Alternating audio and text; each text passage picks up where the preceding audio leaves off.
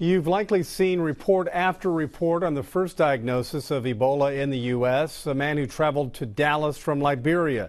Doctors are isolating and treating him in a Dallas hospital, and is prompting some to question the safety of international travel and the impact on passengers in the U.S. KFDM's Haley Buell reports why the headlines aren't changing the plans of travelers flying between Dallas and Jefferson County. Flights are landing at Jack Brooks Regional Airport. It is what it is. I mean, you can't stay home and not travel. Passengers carrying on with business as usual. Because really, if you're careful, you really don't have to worry about it. Planes carrying dozens of men and women from Dallas.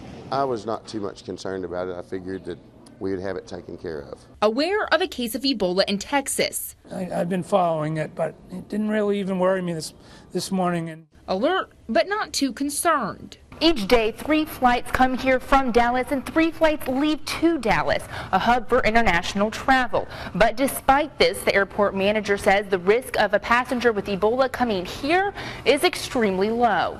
We're talking astronomically low. Airport manager Alex Rupp says the majority of people flying out of southeast Texas are traveling within the U.S. We have one case and like 350 million people coming in the U.S. overseas each year.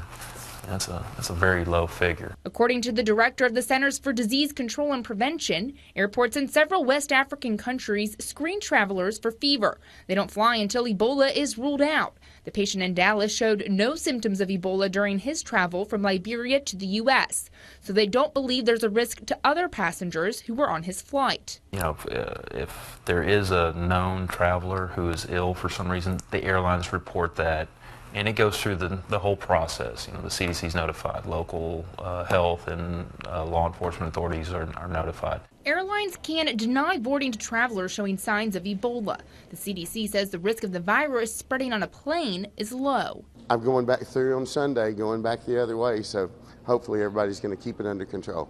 Trying to control a low-risk, high-stakes virus on the ground and in the air. In Jefferson County, Haley Buell, KFDM 6 News.